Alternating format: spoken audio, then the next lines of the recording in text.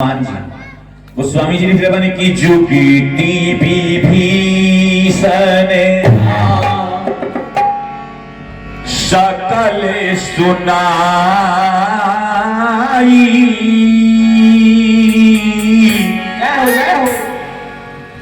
चले पवन सुते पिता कराई जुक्ति विभीषण सकल सुनाई तब चले पवन सुत पिता कराई।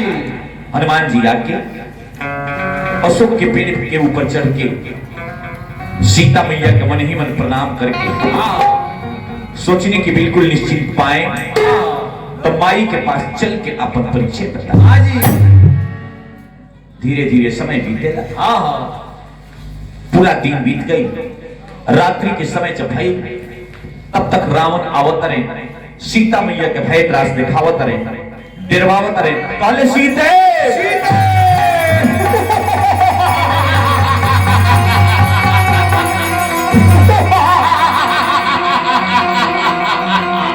सीते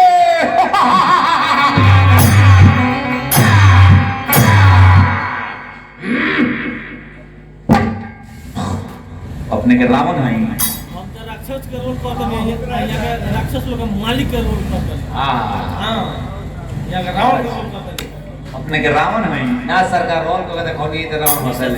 अच्छा तो तू साल लॉकडाउन रोला जरूर 5 कोई बनी ये सो के नवरात्रा में दशहरा के दिन रौड़े बाल सीताराम सीताराम कितना दिन से करते ना अपना के झोंक खियावा तो रोए पर शौक लागत। वो सब आ गई बस समय रावे अब समय आ गई बा ऐसे महाराज मन में विचार कर हनुमान जी सब देख रहा बनी। सीता मैया इतना बात जब सुन ली आंचल से मुखड़ा छुपा कर एगो तिनका के सहारा ले आंचल के बहुत बड़ा महत्व है दुनिया एगो तिनका के सहारा ले सीता मैया कहली रावण से का कहली शिव के थे नुहिया उठावे नहीं पवला चुप के घरवा चली गईला प्रभु के देखला अपने अखिया इतने दिन में कैसे भूल गईला कैसे ई राज चली तो हसे देशवा के बदे दुश्मन बनी गईलो आ कैसन उत्तम वंश के पूत आज बुलंद घरे ऐसन काहे पापी नीच कहे कि नरिया नारायण है ये बात में बुझाएगा ये बात में बुझाएगा। पापी नी ध्यान रखो एक तो जीवित ना बच बाबा बाबू अच्छा अच्छा वो आदमी ना वो भगवान हुए वो नर ना अरे वो तक नारायण कहे कि नरिया नारायण है ये बात में बुझाएगा ये बात में बुझाएगा। जहिया राम जी के सामने में बुझाएगा जहिया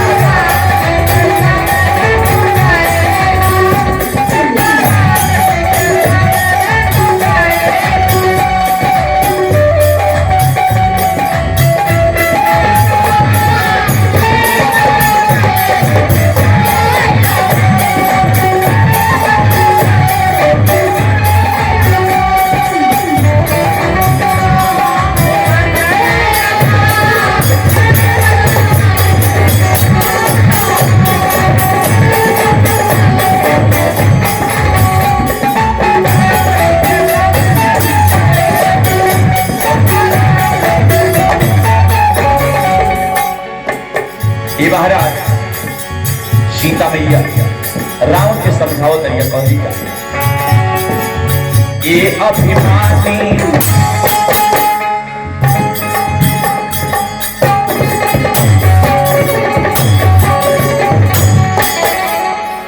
ये अभिमानी मत बन ज्ञानी तेरे दिल के बाटे नहीं बहुत जवानी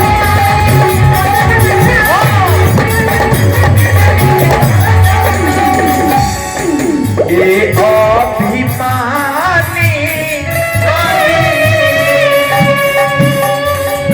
मत बन ज्ञानी फिर दिन के बाटे नहीं तो जवानी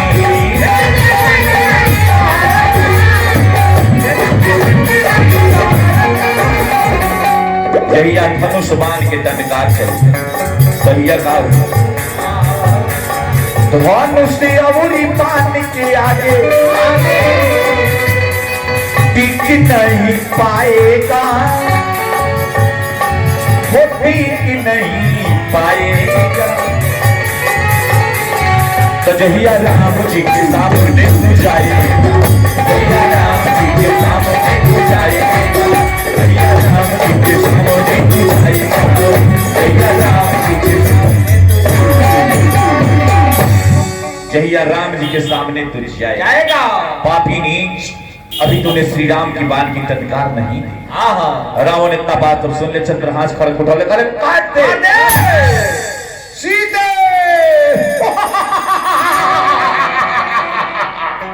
मैं तुम्हें एक महा की बहुला देता हूँ सीधे एक महा के अंदर तुमने कहा नहीं मान में मिटो कर दो सीधे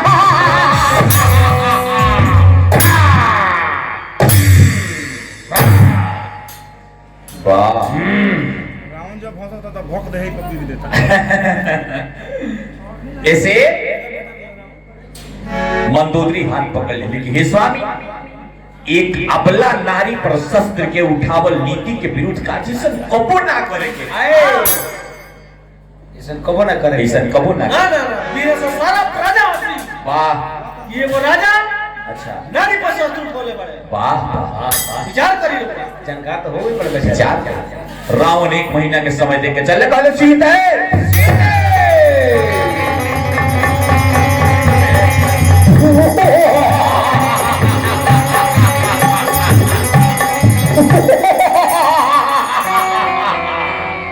मैं तुम्हें एक महा की मोहलत देता हूँ सीधे एक महा के अंदर तेरे में कहा नहीं मान में तुम मिंटू करना सीधे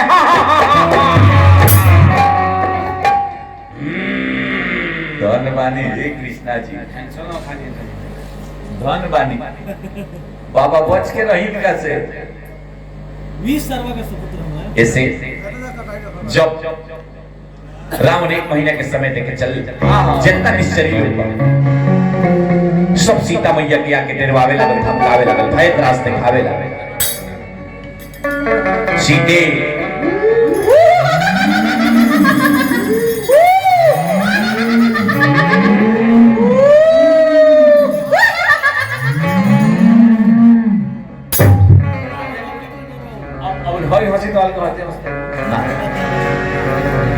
वही में त्रिजटा नामक राक्षसी बारी त्रिजटा आके कहली कि रुक जाओ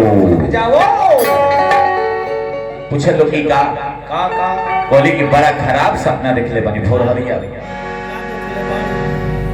तो रात देखनी सपना अरे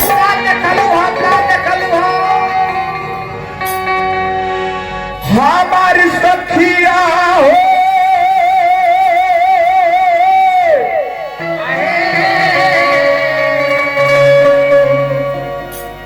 सखिया रे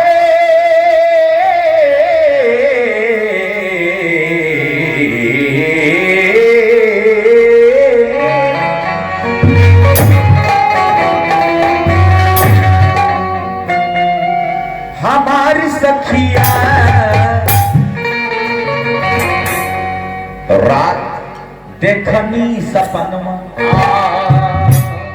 हमारी सखिया रात देखनी सपनवा हमारी सखिया रात देखनी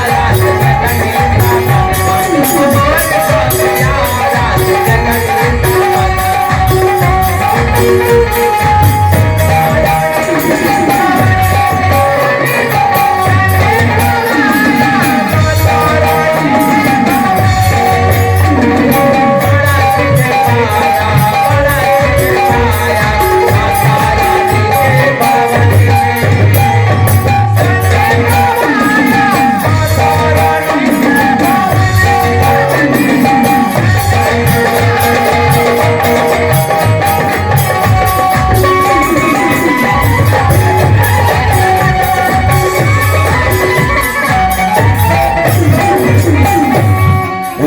का देख लो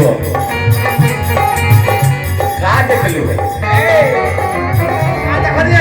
त्रिजटा बताओ कि देखनी पानर एगो आइल श्रीलंका में समाइल देखनी पानर एगो आइल श्रीलंका में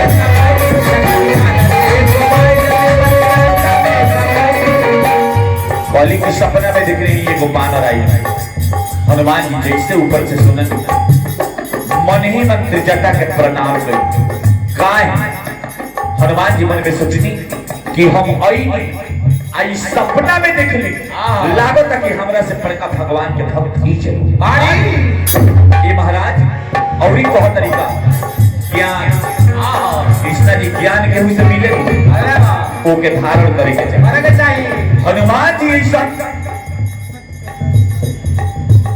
मर्मा के वो एक निश्चरी त्रिजटा के प्रणाम करनी काहे खातिर कहनी कि भगवान के भक्त पाए ऐसे कहली कि देखनी पानर एगो आइल श्रीलंका में समाइल देखनी पानर एगो आइल श्रीलंका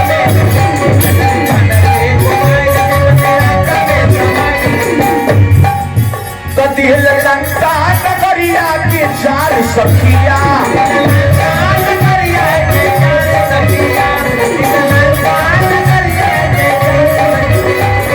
अरे चार सखिया रे सखिया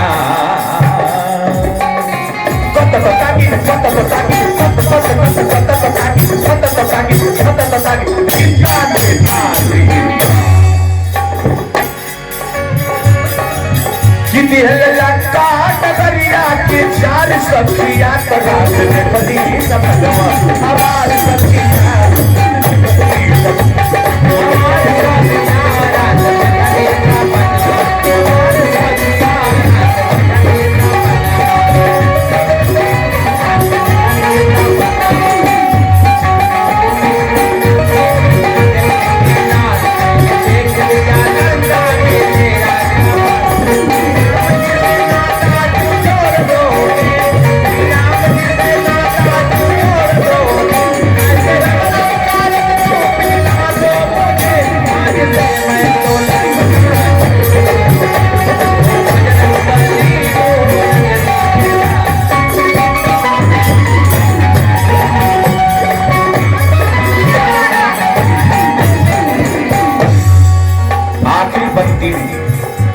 फिर सपना के बाद त्रिजटा बताओ तरीका कॉली कि हम सपना में देखते हैं कि रावण के पूरा देह में तेल लगावल पहाड़ के ऊपर से गिरावल जाता रहे लाल कपड़ा पहना के मुड़ी छिलवा के गधा पर बैठा के दक्षिण पर लेके जाए जाता सपना बड़ा खराब कहाँ है रावण माथवा मोड़वले दक्षिण दिशा गइल रावण माथवा मोड़वले दक्षिण दिशा गइल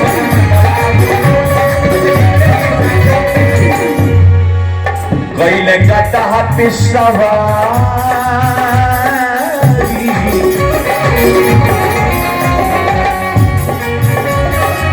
तो गइले गधा पे सवारी हमार सखिया गधा पे सवारी हमार सखिया गधा पे सवारी हमार सखिया हमार सखिया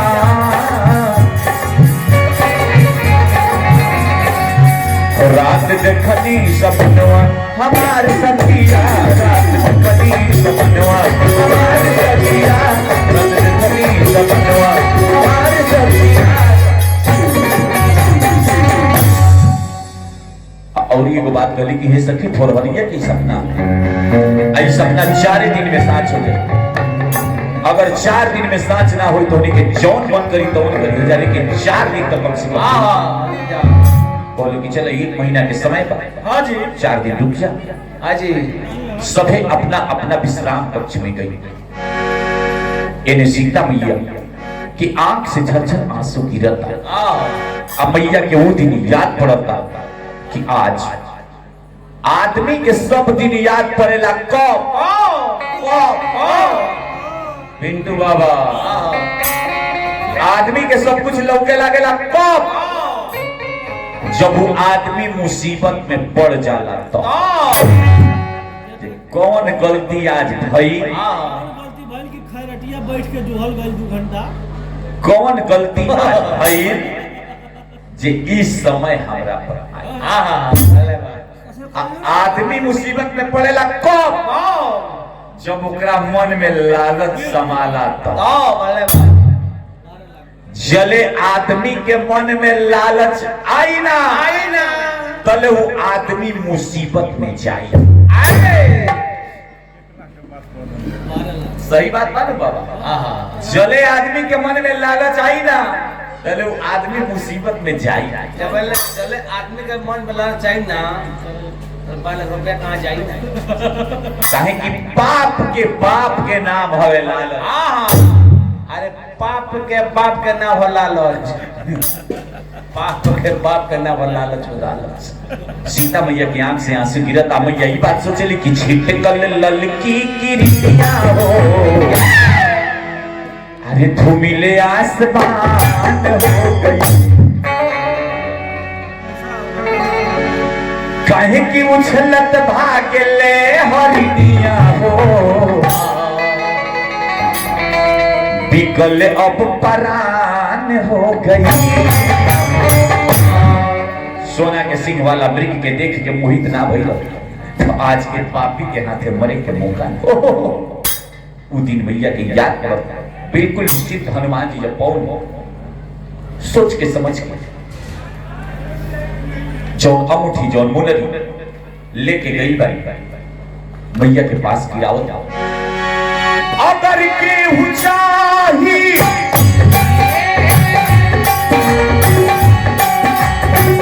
केहू के बुराई, अगर केहू चाही केहू के बुराई, अगर केहू चाही केहू के बुराई, झुक जाए साधक हर निशाना। बाबा बारे बाबा बारे बाबा को करी का जमाना, करी का जमाना,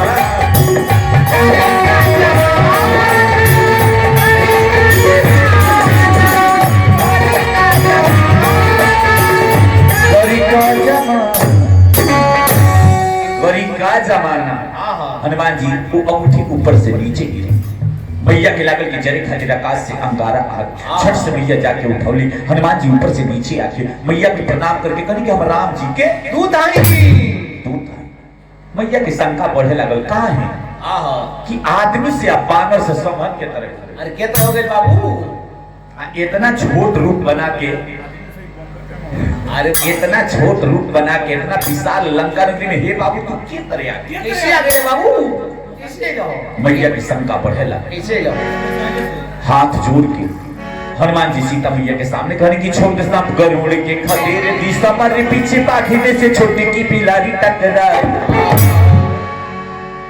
अब बकरी के बच्चा से शेर नदी फरी पाई, कहीं की मर्जी रघुनंदन के जहिया हो जाए। ई माई छोटे और बड़हन के बात मती कर कुछ, जितना जरूरत हो के पाई रघुवीर के।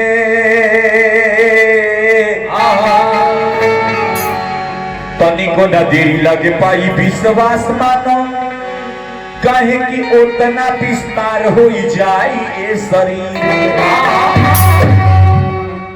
उतना विस्तार हो जाए शरीर के। हनुमान जी अपन देहिया पहाड़ के लेखा बढ़ावे, दस गुना 20 गुना 30 गुना। हाथ जोड़ के कहने की हे माई समय देख के काम करे कपी माई। हे माई समय के समय इंसान के बदलाव करे के चाहिए। हाँ, समय के साथ ही इंसान के बदल जाए के चाहिए। पिंटू बाबा ध्यान दो बाबू, ना तो समय के चक्कर जहिया चली नू भैया ऊपर वाला के लाठी में आवाज ना होला। हनुमान जी अपन देहिया बढ़ाओ तनी करी कि हे माई हे माई ये तो समय समय के समय इंसान के बदले के चाहिए। कि समय देख के काम करे कपिराई माई। अब देखो देखो तब देखो तब देखो संता मन के दूर हो जाई माई। अब देखो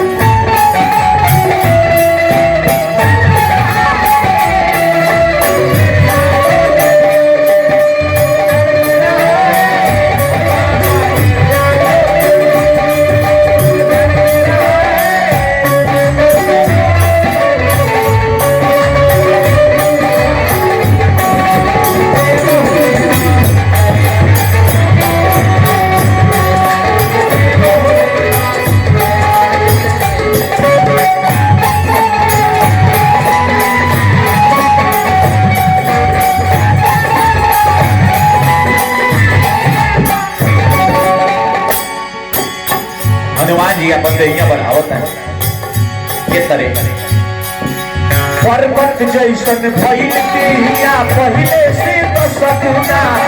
पर्वत जैसन भइल देहिया पहिले से तो सकुना। पर्वत जैसन भइल देहिया पहिले से तो सकुना। हनुमान जी के दैया पहाड़ खानी बढ़ेला 10 गुना 20 गुना 30 गुना। भैया देख के चकित हो गई माता 20 गुना 30 गुना। देख के चकित हो गई माता 20 गुना 30 गुना।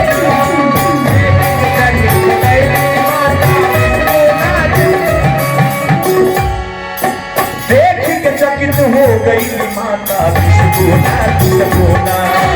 देख के चकित हो गई माता 20 गुना 30 गुना। देख के चकित हो गई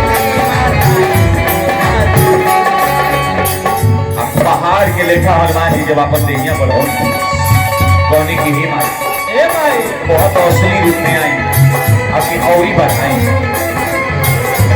कहने का बहुत अपन छोटा रूप बनाई माई। बहुत अपन छोटा रूप बनाई माई। अब देखो शंका मन के दूर हो जाई माई।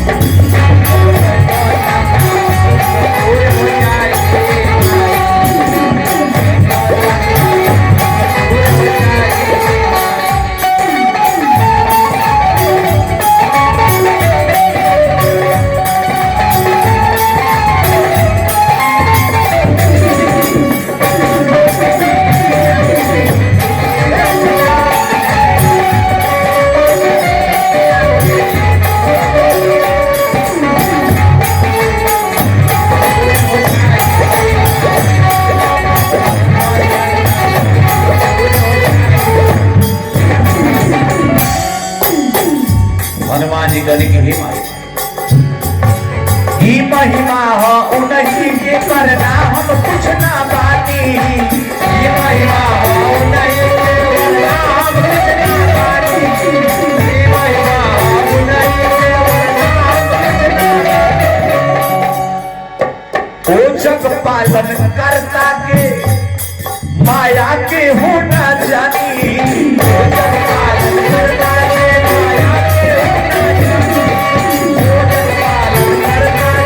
माया के हो ना जानी। ओ जग पालन करता के माया के हो न जानी।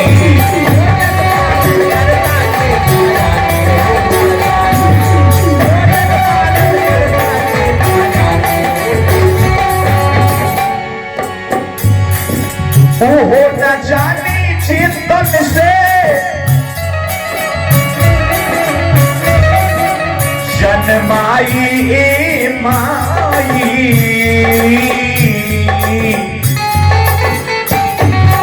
अब देखो शंका बन के दूर हो जाइए माई।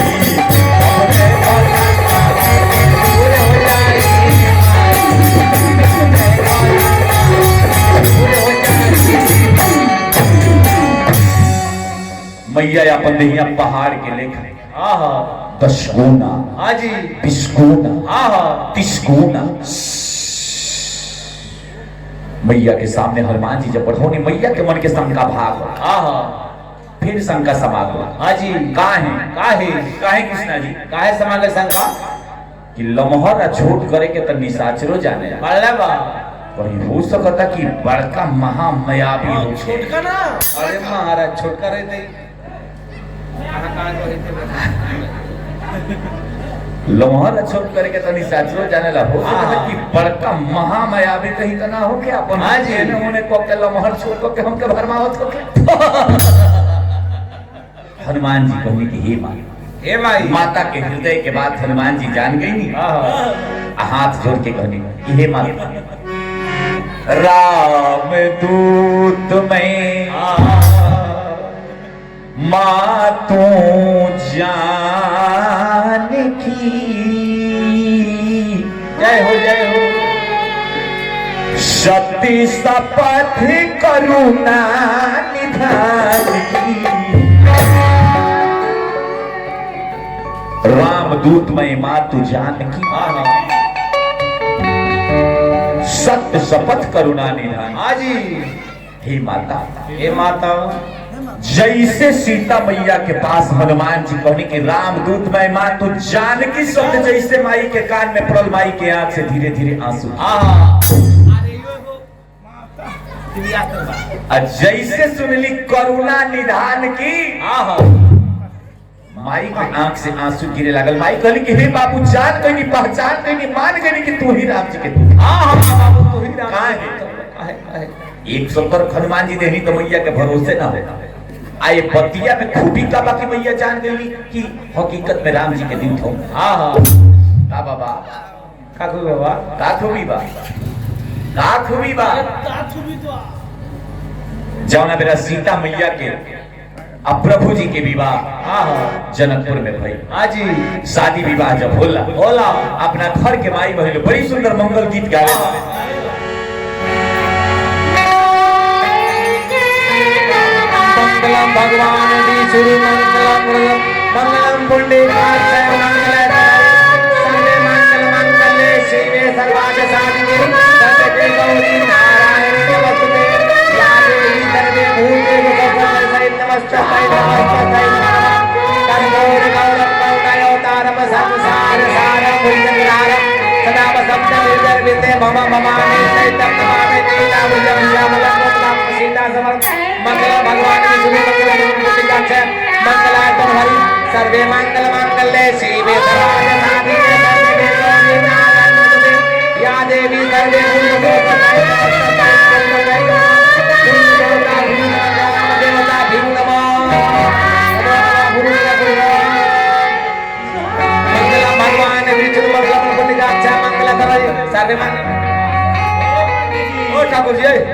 पंडित जी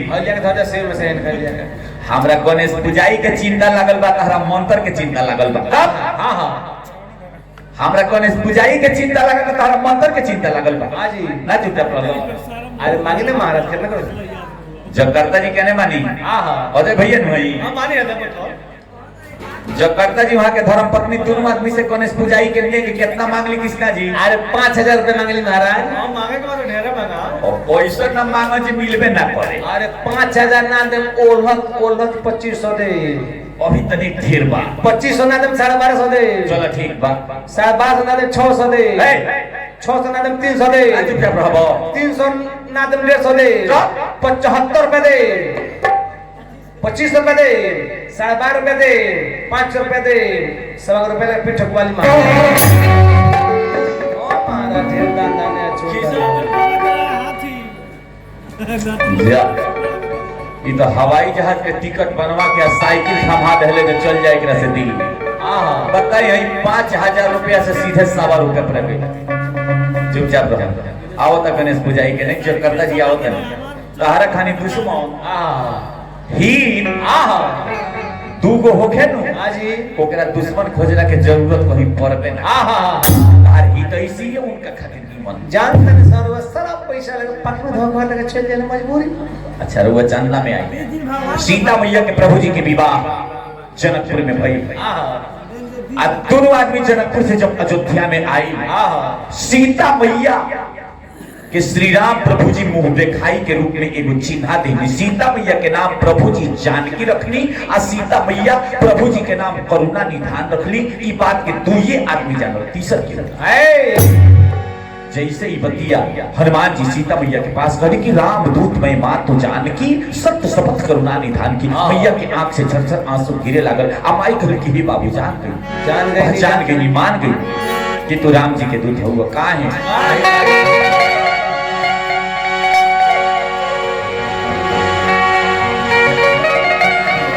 कि ज्ञान जब से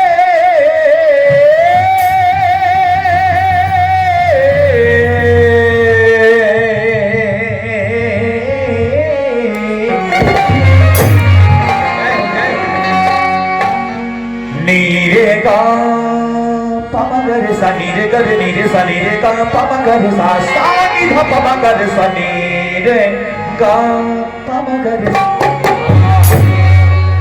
दोनों वाला एक पॉइंट साउंड कम करें, दोनों वाला कि ज्ञान जब से भइल बा पहचाने गई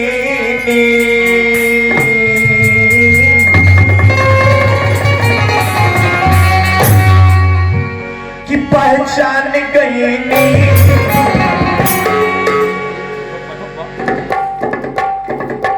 टोन कम हो गई, बस साउंड ज्यादा बढ़, टोन 1.2 पॉइंट बढ़ा के साउंड करी खींच दी। देखो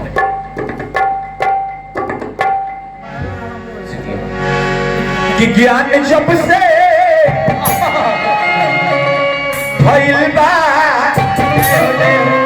पहचान गई तो ए हनुमान तो के मान गई नी।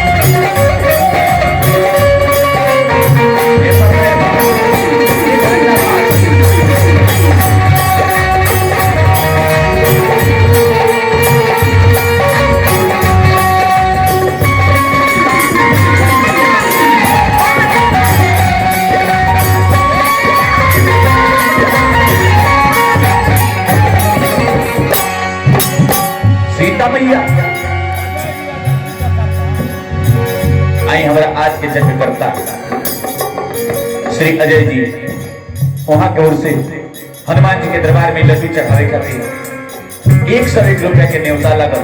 हनुमान जी कल्याण करी, मनोकामना पूरा करी, सबके मनोकामना पूरा करी। श्रद्धा हवे माता पिता के देहल संस्कार अल्लाह बा अपन पैसा दी श्रद्धा बा केहू बाकी ना रही, सबे हाजिर लगाई। चिंता ना करो, देखत रहो कृष्णा जी और समय होगा अभी। अच्छा केहू बाकी ना रही, काय के पैसा दी महाराज रो मंगनी भी आता नहीं फोन पर करके नहीं था लगा काय के पैसा दी महाराज हो तन हो गए काफी होता है। अच्छा कि देखी के तोहके मन में शंका भइल भारी भारी। ए बाबू पहले तारा के देखनी तो मन में भारी शंका भइल, लेकिन अब लागत स्वामी मिलन के हमारा आस भइल सारी।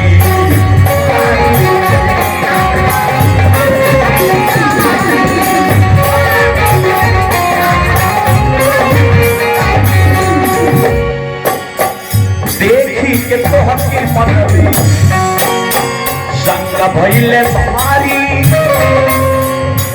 स्वामी मिलन के हमारा आस भइल सारी।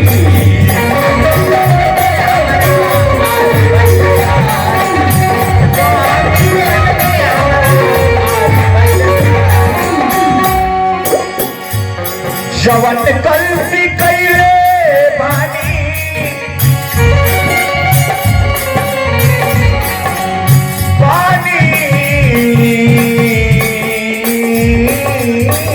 पानी। कौन गलती कही है तारा के जाने में, तारा के पहचाने में गलती कैले वाली वाली वाली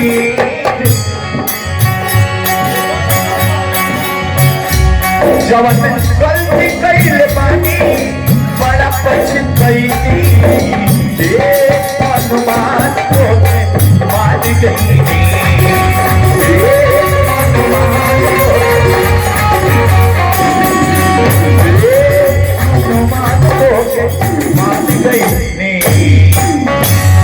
ये हनुमान तो है मान गई नहीं, जान गई नहीं, पहचान गई नहीं। मैया की आंख से आंसू गिरता। अब मैया कली की माता अंजनी के लाल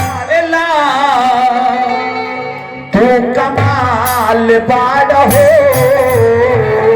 ए बाबू तू कमाल बाड़ो, चोट दिख रहा जा इतना विशाल लंका नगरी जहाँ एक एक पग पर निश्चर के पहरा बा, यहाँ तुम के तरह आ गई। कैसे आ गई? भैया कभी कि माता अंजनी के लाल तू कमाल बाड़ हो। का विशाल तो के बेमिसाल बाड़ हो। का विशाल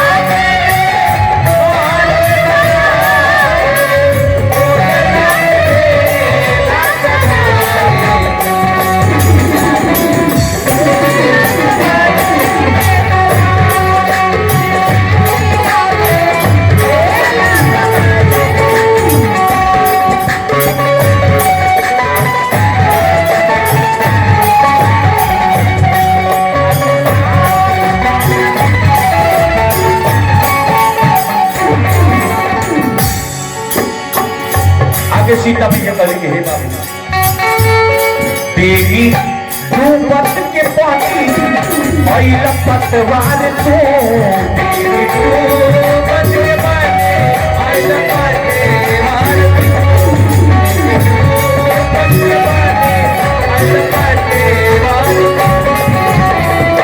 की छोड़ला पिछड़ल सने ही आके और तार तो जोड़ला पिछड़ल सने पिछड़ल सने ही आके और तार तो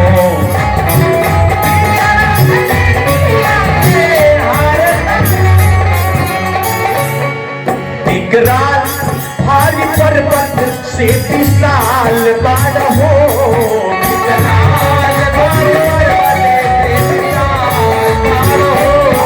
दिगराल भारी पर्वत से विशाल बाढ़ हो। विशाल तो कहती हम बेमिसाल बाढ़ हो।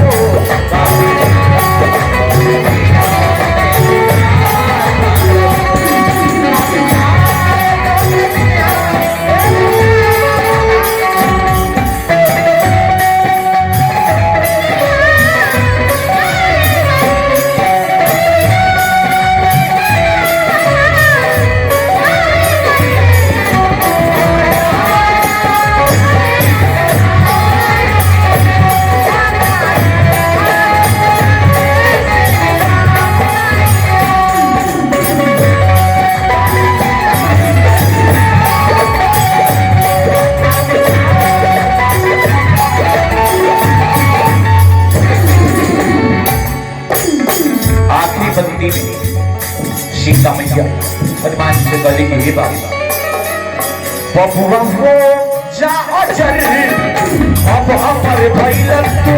बबुआ हो जा अजर अब अमर भइल तू। हो जा अजर अब अमर भइल तू। किसी थी निधि बचत ना सबके आ गइल तो सीधी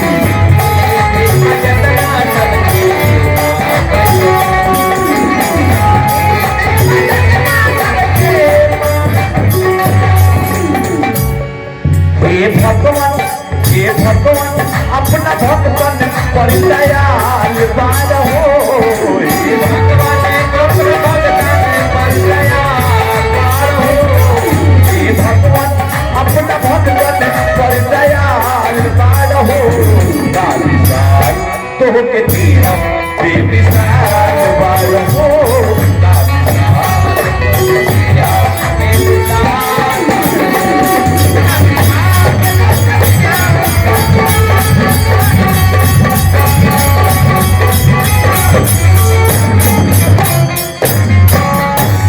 प्रेम से बोलिए कौन सा धन्यवाद की एक बात का होता चली पाठ के माध्यम से फिर सुना के गीत संगीत समझाओ। मंगल मूर्ति मारुति नंदन सकल